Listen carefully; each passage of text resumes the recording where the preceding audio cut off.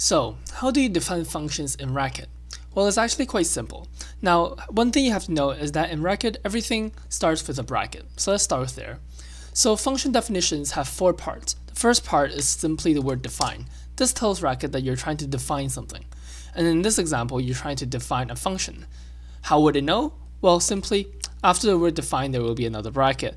And in this bracket, you'll define the function name. In this example, we'll do addition. And for addition, you need two parameters, right? So after the space here, everything behind it will be parameter names. In this example, we'll be doing num1 and num2. And finally, there will be the function body. So in this example, it is simply num1 plus num2.